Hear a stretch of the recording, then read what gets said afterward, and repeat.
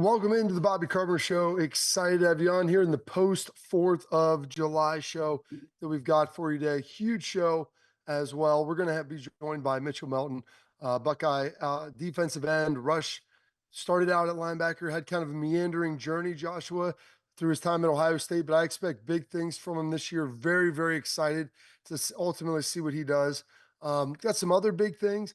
Athletic departments, they released the list of budgets, who's making in the most money, who's bringing in the most in revenue, who's bringing in the most in ticket revenue, and maybe some surprises at the top here. And then we have questions from our listeners, our tailgate talk, which we love. We got some good ones coming in today as we are within a month of the first college football game, I believe, that is maybe not a month, about 8 weeks, 6 weeks, that is going to be played. So very, very excited for that as well. But want to open up with this, Joshua, as we start talking about coaches and how important coaches are in the world of college football.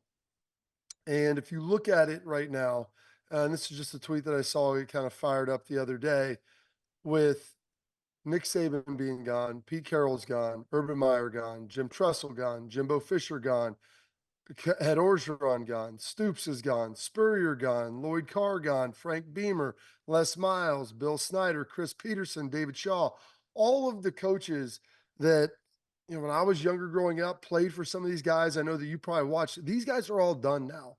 And if you start looking around the landscape of college football, there's a handful of older guys, but it's pretty much, Joshua, been dominated by younger coaches. One of the interesting things too is, when Nick Saban retired, everybody started doing well, let's see who owns a championship right now in college football. You got Mac Brown. That seems like it was forever ago. You've got Dabo, and I think the bloom is off the rose there. And then you've got Kirby Smart, who I think we all believe can, build something dynastic in terms of a timeline at Georgia. But you went through the list there. You got a bunch of guys who won championships, had really good programs, sustained success. And even though it's a little bit of a younger man's game right now, and I think we're excited about some of the coaches, it's largely unproven in terms of the ability to win a championship. And I think that's the thing that I'm excited about, because it does feel a little bit more open there. And of course, you got the brands who you feel like can compete. But in terms of coaches, you really ask yourself the question, who's the guy, maybe outside of Kirby, that's going to be able to build the thing? Yeah, it's a huge question. And the most recent national championship coach, Jim Harbaugh, left Michigan to go to the NFL. And so as you sit here and look at it, I mean, it's Kirby Smart and it's really Dabo Sweeney. Mac Brown won a national championship when I was in college. So, I mean, and that was at a previous school. And so I guess you have to say, I'd say Ryan Day is in that mix coming up. I mean, do you put James Franklin in there? I mean, he's been around it. He's not exactly a young guy. Um, I think if you start looking around, Kalen DeBoer, can he Sure. reproduce a little bit at Alabama or keep going what Nick Saban has? And so there's just some interesting pieces there with some of these new young and up and coming guys. And then also, if you look out at Oregon and what they're doing out there, like there's another place where you've got a young coach coming in from the SEC and seeing if he can kind of put a stamp on it. But a lot of these guys have been close, but none of them have actually won the crown, which I think kind of speaks to, hey, there is something to that veteran leadership and understanding and the experience of being in those games and winning big games. Well, another guy too who's in that conversation, I think a lot of people, I mean, I look at their schedule and I say that it's, bare minimum 10 wins, but Notre Dame, Marcus Freeman, right? And people think that they're a preseason top 5 team. They think that they're going to be able to have a lot of success this year. And when you go with Marcus and you name Ryan Day, Dan Lanning, obviously young guys, these are all guys who are at their first job as head coach too. And I think that there's a learning curve that comes along with that. Now, Kirby was there and he did a similar thing, but I think people forget the beginning years of Kirby. Certainly there were some high notes, but it was kind of like, is Georgia ever going to get over the hump until they finally did it? It's all fun. It gives us a lot to speculate about. I think the other piece of it, you look at some of these coaches, and there's a handful of old guys that are still in places that have had success. You look at Mike Gundy with what he's done at Oklahoma State and the run they've been Sure. on, and people can kind of pick at him. And the I'm a man, I'm 40. That was like 20 some years ago almost that happened. I mean, he's almost 60 now as you look at it. Kirk Ferentz with what he's done at Iowa. um, Whittingham out at Utah. And Yep. interesting with them, they just named, a coach in waiting, essentially a successor there. I believe their defensive coordinator is going to be taken over. Dabo's been at Clemson now for 15 plus years. But like that's kind of the list of guys who have been in contention, top 10 coaches that have been at their programs for 15 plus years. Well, the one guy that you mentioned a little bit earlier on the who can do it thing, James Franklin, he's been at Penn State for over a decade now. Yeah.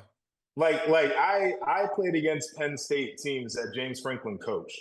And it doesn't necessarily feel like it's been that long. But I think we should also appreciate to that point, like Kirk Ferentz, what he's done. I'm not exactly sure anybody else gets to do similar to Whittingham and Gundy, but like making it a decade at a big program, I think is something that's going to be uncommon as we look here toward the future, whether it's burnout. I think some of these athletic departments are just willing to pay to get whoever they want. And then the other part I think about too is these guys are getting rich. Like somebody's just gonna come up and be like, I've made enough money. I just want to enjoy my time. Like I'm not necessarily burnt out. I just don't need to do this anymore. And that's what intrigues me. Well, and you look at some of the guys, and that's the point that I was hoping to get to here. Nick Saban, coach for 28 seasons, the head coach. Bill Snyder, 27. Steve Spurrier, 26. And, he had a couple years in the NFL in there as well. Frank Beamer, 29 at Virginia Tech.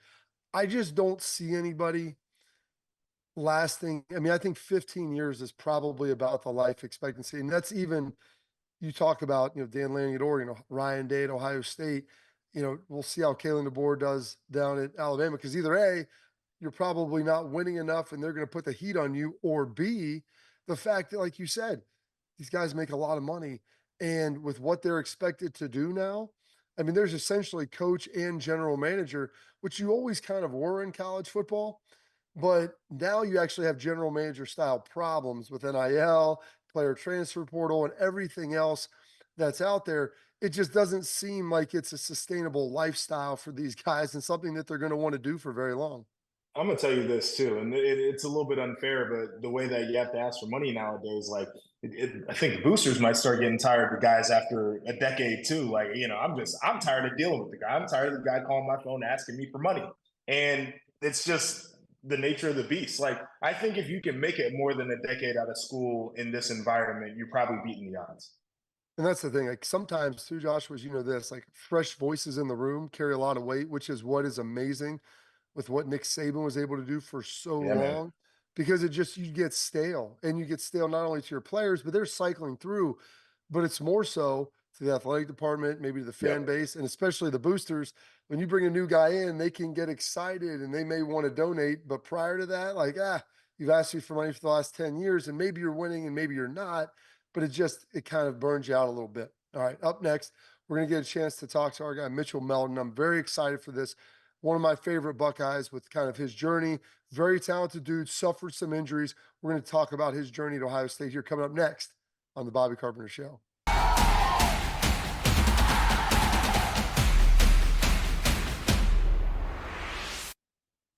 Get ready to see the PGA champions take on Firestone Country Club South Course of the Colleague Companies Championship July 10th through 14th. Tickets start at just $25 and include access to the Colleague Infinity Zone, an interactive area featuring live music on the Rock and Roll Hall of Fame stage. How about that?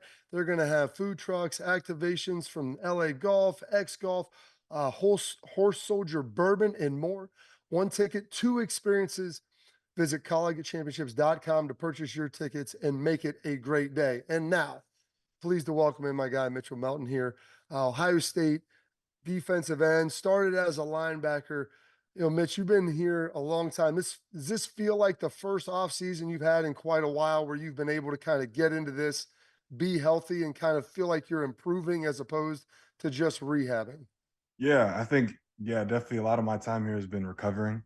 But these last 2 years, I've definitely gotten my confidence back as a player, and it's definitely like a part of the brotherhood here at Ohio State. So definitely has been very beneficial to me and actually like giving me a lot of confidence in myself and what I can do on the field for sure. So, yeah. We talked to Travion Henderson a little bit about his injuries, and it's something that happens to all of us. But I think it takes you to a place that you didn't necessarily want to go, and it makes you really evaluate yourself. So, going through the fire of the injuries, what are some things you learned about yourself? I learned really, I think the biggest thing is how to handle adversity. Coming here, I had a dream, and I had expectations. I had all the things that I wanted to be as an Ohio State football player, but I realized, reality is second to none when it comes to things like that. And I definitely wanted to take what I've been through as a way or as something that I could learn from. So I think that was definitely like a way where it solidified my perspective and taught me the power of perspective in that, right? Because I could have, just like wallowed in self-pity and let these insurmountable challenges just like stop me from growing into the person I could become, or I could use that as a way of motivation as I'm doing so now. And I think it definitely taught me not only like what to do when adversity comes, but how to become stronger as a result of that. So yeah, I think it's a big part of me. Trey mentioned that. We talked to Lathan a lot too, and he's a guy like you that has had a number of injuries, big time stuff throughout the course. And with that, you get to spend a lot of time with Adam Stewart. We call him Doctor Stu in there. I mean, I My know God. he's one of the best physical therapists in the country, if not the best. But talk about that relationship with him, and not even sometimes you said the physical elements, but the psychological elements of going through multiple knee injuries like you did. Yeah, definitely. Stewart, Coach Stu was my guy.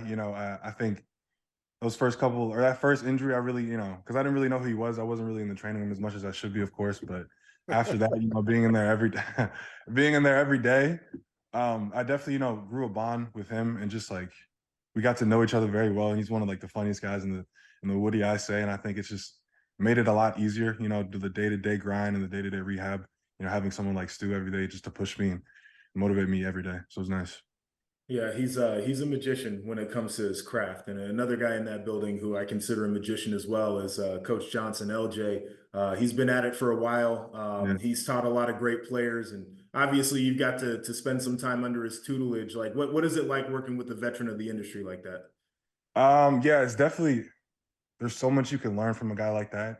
And he has so much experience and he has so many players that are on to make millions and millions of dollars doing what you love. So, I take every day as a learning opportunity from him. And I think we've definitely gotten a lot closer as I've gotten into the D-line room and we both like understand like my strengths and my weaknesses and all the things that I need to like improve on.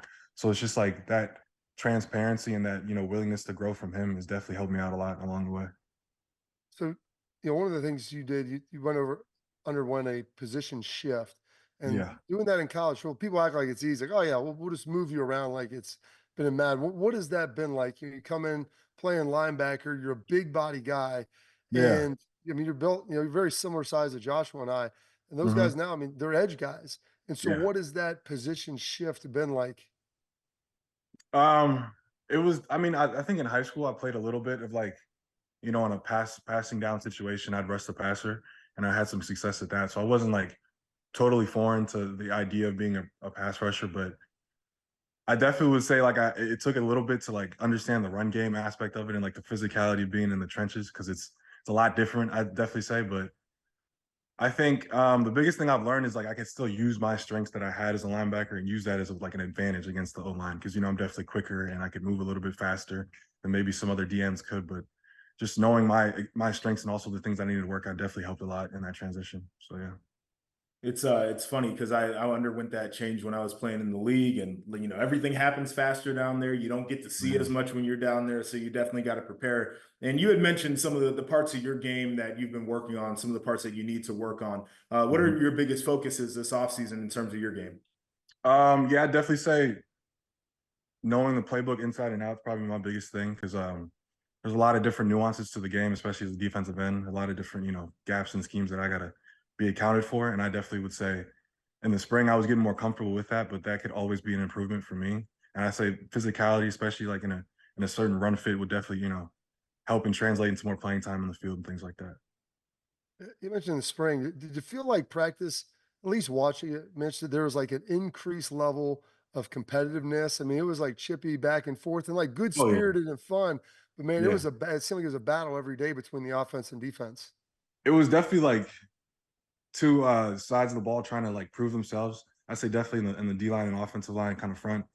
Like, there was a lot of questions going into this year of like who would be like the catalyst for the defensive unit. And I think us in the D line, we wanted to be like the leaders and the alphas of that group. And like really set the tone. So every day we had that mentality and that mindset to just like prove ourselves and prove everyone else that we can be the best in the nation for sure.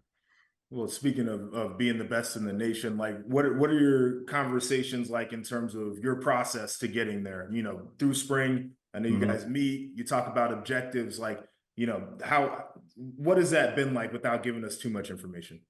It's just really focusing on the fundamentals and the techniques. And I think we're a really close-knit group, so we take the time outside of like any team scheduled events like practices and anything like that. But we come in to like watch film or we like do some drills outside. It just like, try to hone in on every little thing that will give us an edge when the time matters the most.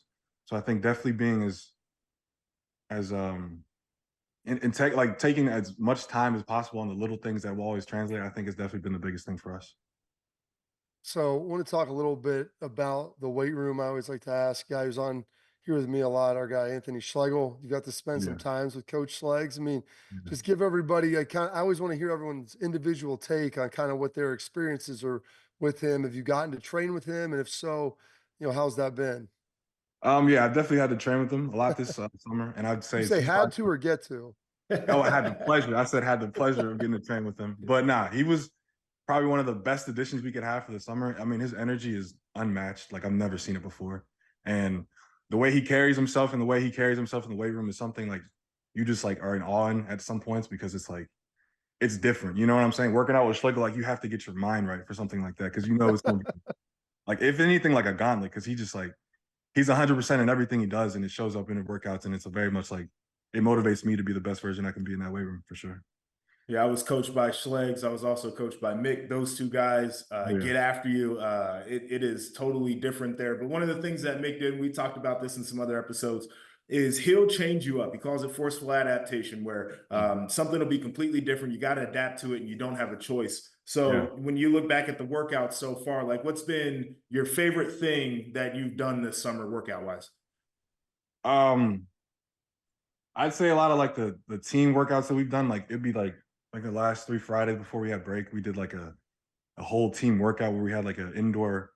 We did like a workout that would normally be in the weight room. We did in the indoor field, and we like had the entire team. It was like stations, and it was like each team was like they were like grouped up into 6 different groups, and it was really on the leaders, to like let's set the tone and the standard of what the workout should be. And it felt like that accountability really is going to translate in the season because there's going to be times where like we're going to be needed by our leaders and even the ones that are being led to like step up in the biggest moments. So I think it definitely was like it felt like this summer was like it was like the training for the season. Like every situation that would happen in the season was shown in the summer, so that we're prepared for it and ready to go.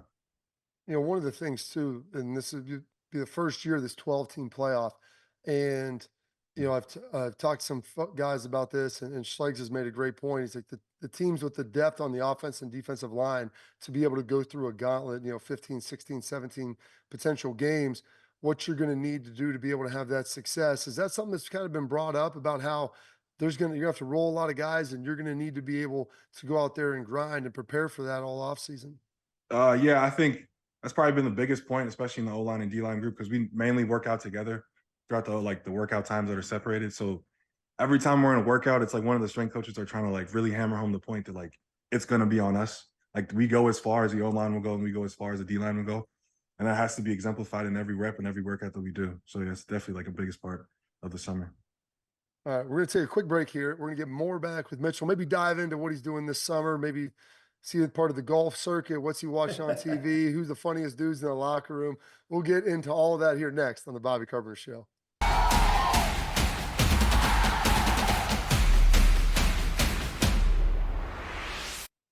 All right, welcome back in to the Bobby Carpenter Show. And we're still here with our guy Mitchell Melton. And so we talk a little bit off season, what you're doing now. We've had on Lathan and Denzel, Jack Sawyer, a lot of guys, offense, defense, talk about playing golf. You were shaking your head. Are you not part of the golf crew?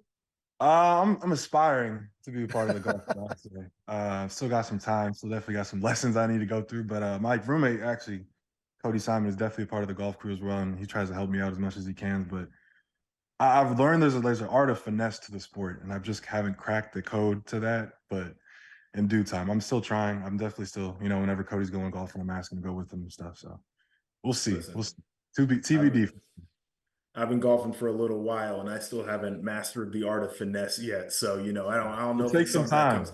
It takes some time, no doubt. One of the things about being in Columbus during the summer, it's a huge city, plenty of stuff to do. I know you guys like to hang out outside of the Woody. What are some of the activities you're involved in? What are your favorite restaurants to go to in Columbus? Um, there's a lot of good restaurants that I wasn't really privy to, but I definitely say my favorite, and I guess my friend's favorite, is probably Tupelo Honey. It's like near the Upper Oh, Arlington yeah. area.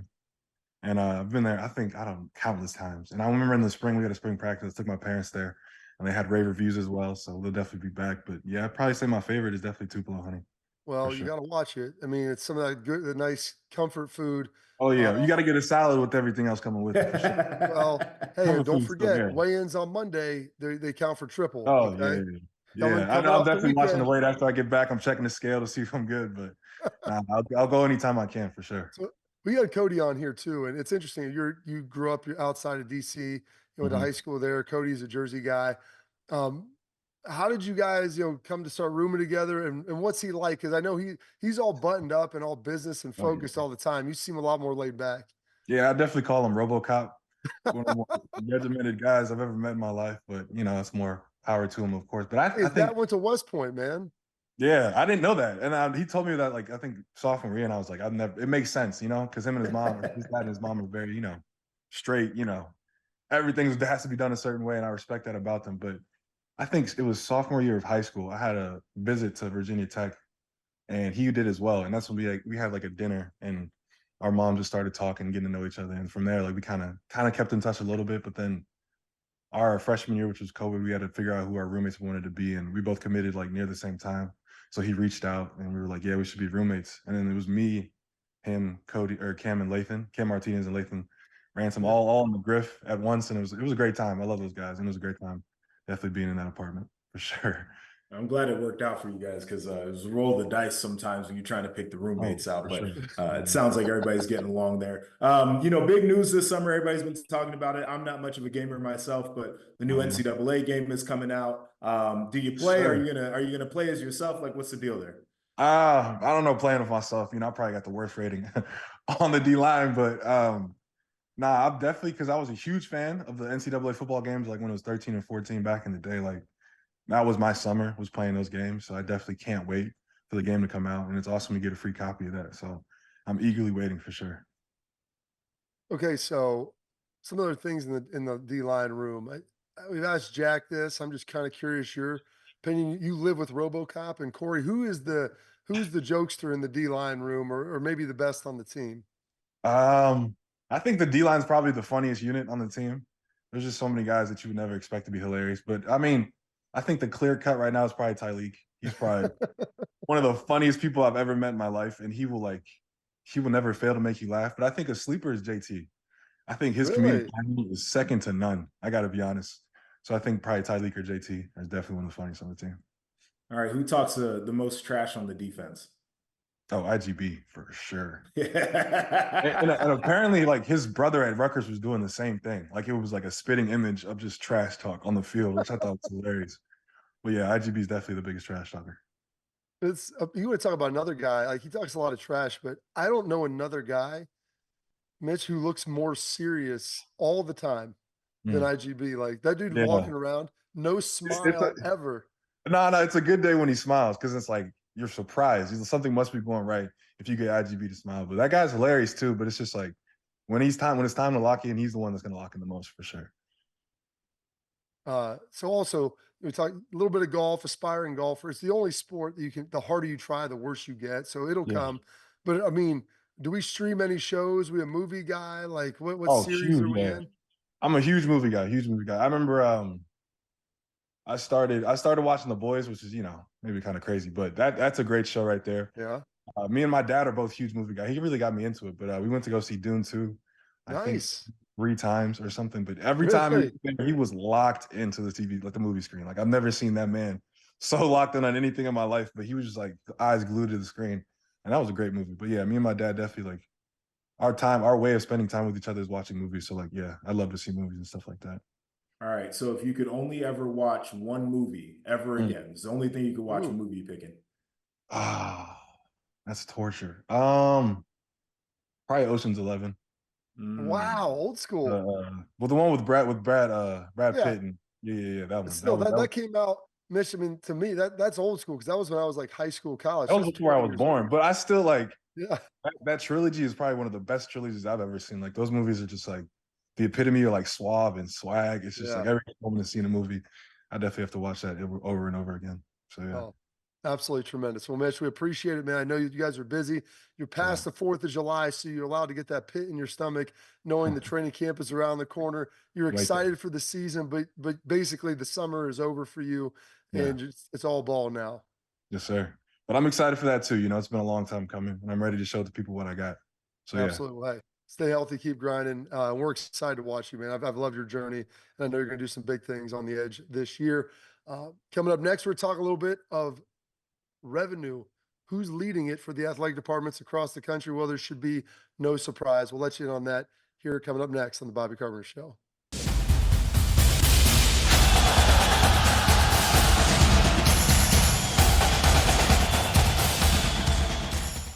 Welcome back into the program, and what a great job by Mitchell Melton. One of my favorites, great kid, young man now, been at Ohio State for a number of years, and his journey is pretty tremendous. So excited to see how he can help out this year, ultimately on that Buckeye defense. Looking forward, every year, Joshua, we always get this coming out here, the top schools in athletic revenue. And if I told you that 23 of the top 25 schools in athletic revenue were either in the Big Ten or SEC, would that even remotely surprise you? Oh my gosh. Oh no, I'm shocked, right? Like, and this is what we all anticipated. We knew it was going this way. So no, I'm not shocked at all. Do you care to take a guess at who the two schools not in the Big Ten or SEC are? Oh God. You said top 25? Yeah, in revenue. Oh man. Clemson. That's one. Okay. And then give me a UNC. UNC, same conference, but not UNC. Okay. Then I'm gonna go Florida State. Or boom, 2 out of 3. Okay. That ain't bad, man. All It right. took you 3 guesses to get there. I think that's kind of indicative, Joshua, of where we're at now in college football. I told you that you had one, got the first one right, second one wrong, third one there. Like that's basically it. I mean, it's the rich get richer and the poor kind of falling behind right now. And it's going to be interesting too because I think that there's kind of this idea, and like I'm not trying to get philosophical here, but almost like a mirror of society where middle class and college football might disappear a little bit. Where Florida State and Clemson have been very vocal about wanting to make sure that they can stay relevant and competitive. They have championship aspirations, been exploring things even as far as private equity to get there. I've talked about the Big 12 and how I think they've done a good job of kind of defining their role in the grand scheme. And I don't think they're trying to be the Big 10 or the SEC. But the idea is that the gap could get wider to the point where, now we're playing in two completely different sports. I think they're different, but they're remotely similar. We could be looking at completely different things. Now, I think I saw the list on Twitter, and the thing that stood out to me the most is the idea that A&M is higher than Texas on this list.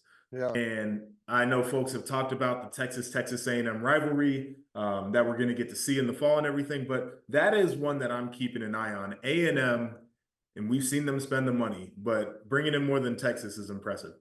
It is, and they're just a shade behind Ohio State. So Ohio State, not to bury the lead, Joshua, they're number 1 at $279.5 million. So I'm guessing within the next couple of years, they'll be the first to crack that $300 million budget number with what they're bringing in their yearly revenue, followed by Texas A&M, which is only, about $400,000 behind. Texas a little bit further down there. Michigan coming in at number 4, Georgia 5. What was surprising here at number 6, Joshua? Nebraska is 6th in revenue. And so you look at like A&M and you look at Nebraska, like Georgia, Michigan, Texas, Ohio State, you're like, okay, they're producing. You're getting something for those dollars.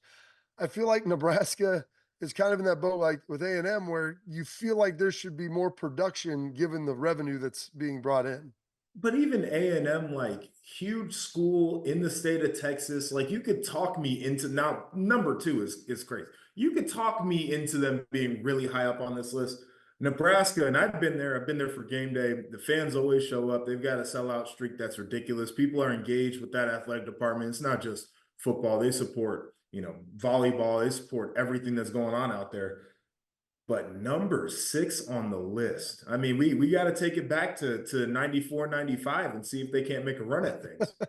Yeah, they have all the resources and the tools. The problem is with Nebraska, it's just they're a destination program. They're in isolation. You have to be able to recruit to it. And that's, I think, the thing that is hard at this point. And maybe NIL, like if you have a fan base that's engaged like that and you're able to drive that kind of revenue, you should be able to compete more on an NIL stage than perhaps, schools that maybe have richer talent bases around them, but they don't necessarily have the resources.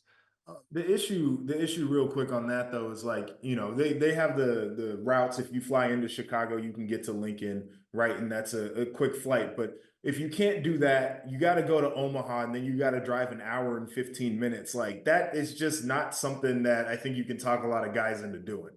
Yeah. And when they were rolling, Tom Osborne, they were able to go into California. They got a lot of guys from Southern California.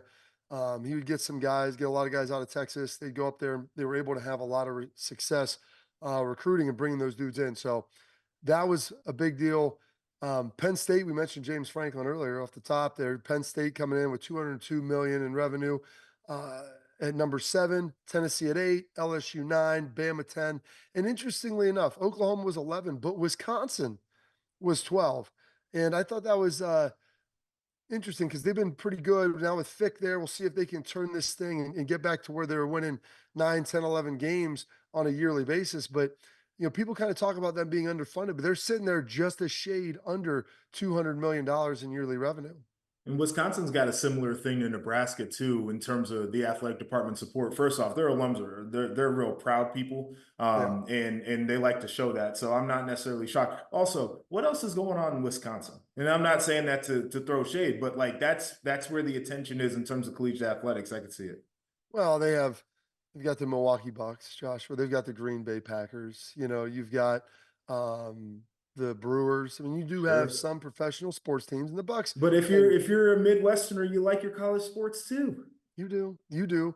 We'll hold off on the tickets and get to this because there's a heavy correlation here when you just talk about pure ticket revenue of where these schools are. And so that's going to be a combination of obviously how big your stadium is, how many people choose to go to your games, and then what you're charging for tickets. So we'll talk a little bit about that in our tailgate talk coming up. And we got some great questions from our listeners here as well. So we'll get into all that here next on the Bobby Carpenter Show.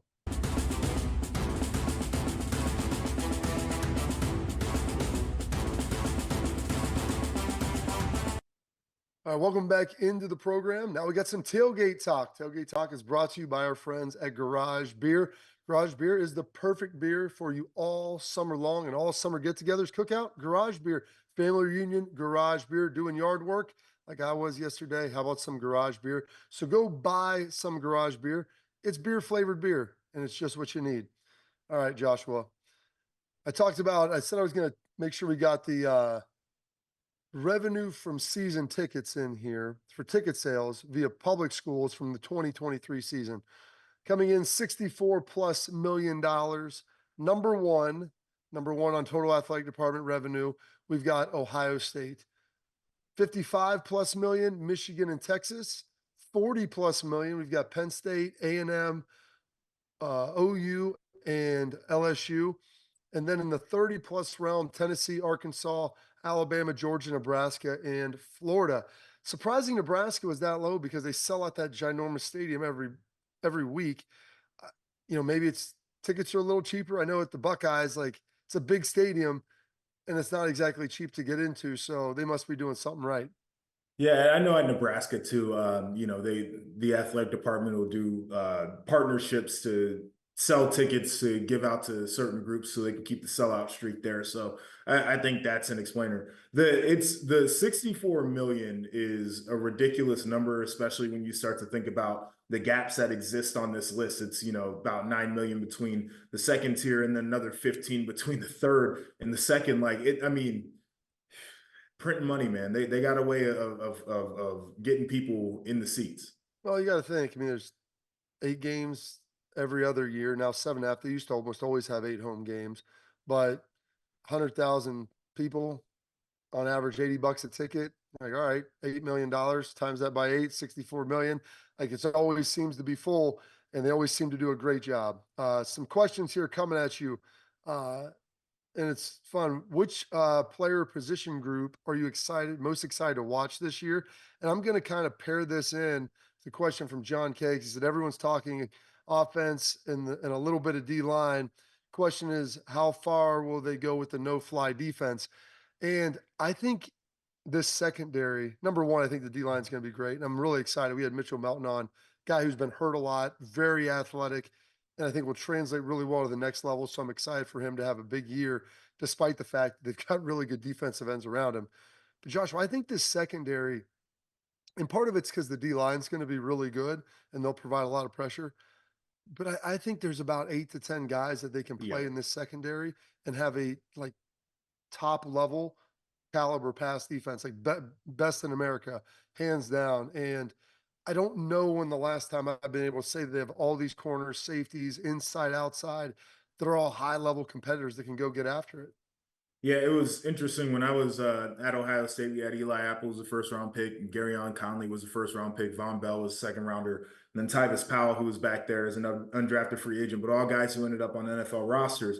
Then you start to look, okay, who's the second tier guys? And Marshawn Lattimore was still a little bit of a ways away. It's like we didn't Marshawn have had to have 2 hamstring reconstructions. Dude, he had hamstring transplants. It was crazy. But the idea that we had top flight guys was always the case. But if we would have had some injury issues, it would have been a little bit of a question mark. We might have been holding our breath on, okay, what are we going to do to make this secondary work?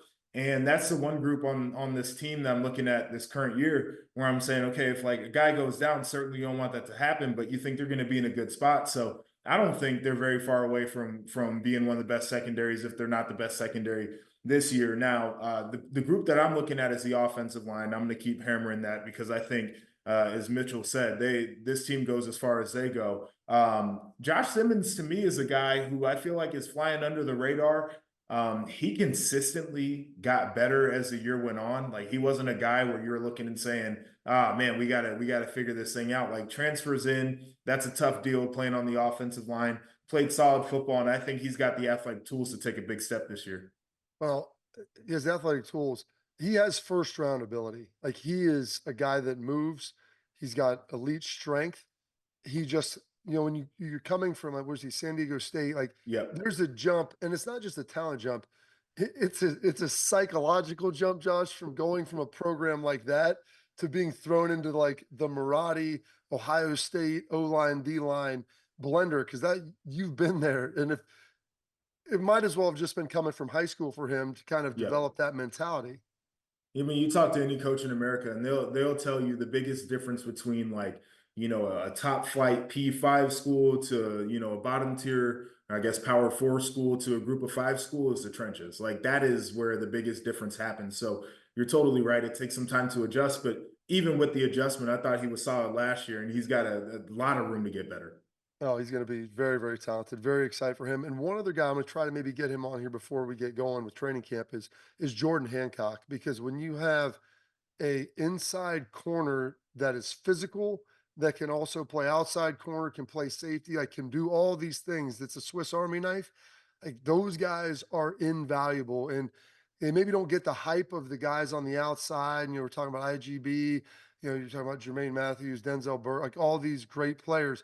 But he's a guy that's really, really good. So, and one of my favorites, and has done it the right way. So, we're going to wrap up the program. We got some big recruiting news from the position group that, Josh and I were a part of at Ohio State. Find out next here on the Bobby Carpenter Show.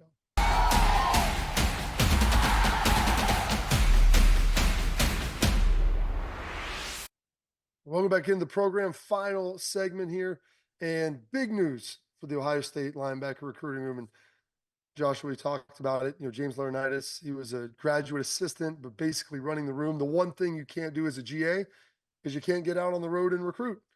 You coach the guys up there, but you couldn't go out and bring in this top flight talent. James Laurinaitis now being officially the linebacker coach, the recruiting has paid off and paid off in a big way. People were worried, well, does he want to? There's an inexperience level to exactly some of the things that I heard. And he just landed Riley Pettijohn, talented linebacker, top 5 guy. He is now the second, Joshua, top 5 linebacker that James Laurinaitis has landed in this recruiting class. So you know what? I think those questions have been answered. It's so interesting to me. Like, I know recruiting's difficult, and there's a lot of relationship building that goes into it. For those who don't know James Laurinaitis like you and I do, he can do the relationship aspect of it extremely well. He's a guy that I'm fortunate that I can call a friend, but he's really good at that part. The other thing is, when you're James Laurinaitis, you'd be like, hey, man, a 3-time All-American. I won every damn award. I went to the NFL. I'm a franchise leader in tackles. Like, I can teach you. And guess what? I wasn't a 5-star. I was not a 5-star. I had to be a student of the game. I had to be on my craft. I can teach you the ways. And I think it's a really powerful recruiting pitch. You come here to the place that I love, where I played. I can teach you some of the things that I learned, and I can show you the way to be a great linebacker because I was one right here and also in the league. And I'm just not shocked that he's able to communicate that to young people who want to be great. It's amazing. Like when you're walking down the hall and you're like, oh, these are our major award winners. And you show them and, oh yeah, that's me right there with the Buckus. And oh yeah, the Lombardi, that's AJ Hawk, who was actually a senior my freshman year. Like you either played with or you have them all. And then all of the first team All-Americans have their pictures up in all of the rooms, except for James, because he goes, I'm not looking at a picture of myself all the time as I come in. And I go, I respect that. And they're like, but the recruits love it. He's like, the recruits know. He's like, I don't have to, I mean, you don't have to be ridiculous about it. But that's when people said, like, could he recruit? Could he do this? Like, dude, he has everything that you could ever want. The guy played in the NFL at a high level. He's a great communicator, great person. He's a great instructor, which is He what is. he's getting a lot of that Brian Hartline treatment where I think people are like, hey, I can go to Ohio State. It's a great school. And if I want to be coached by the best for a guy who wants to invest in me, this is how I've got to get it done. You think he ever walks through Buckeye Grove and just like stops by his tree with a recruit, just to like drive the point home? Like he's taking this long meandering walk through campus, and then of course like the climax of the conversation comes right there in front of the tree. You know what? It might. I could see James maybe doing that, or maybe I could see him more being subtle and being stopped and like, hey, one of my favorite things to do after a game, because James is a big family guy. Yeah. And they're actually, James showed they're expecting their 4th here later this month. So I told James, you're a brave dude. You're doing it right in the throngs of football season there. But like, it's cool to be able to take your kids and see that stuff. And I know, Yeah. like, AJ, pretty well. Like, he could care less about that stuff. And really, James could too. But like to take his kids to go see his tree in Buckeye Grove, they love it. I like my kids to go see all the guys who I played with, whether it's Yeah. James and Malcolm and Troy, and like walking them through the Woody. Like, that's our Big Ten championship. That's my senior year. That was my freshman year. That's Troy Smith's Heisman Trophy. It's the picture we got signed. Like having those moments, I think that can resonate with recruits and their families probably as much as anything. Yeah, I mean, the thing you're talking about is it's a lifelong deal being at Ohio State. It's transformational and it's generational, runs deep. So I think communicating that, and he can do it as well as anybody, him and Hartline on what it means to be a Buckeye. Absolutely. Well, we appreciate you guys coming on with us today. We have another big show next week. Until then, stay tuned and locked in right here on the Bobby Carpenter Show.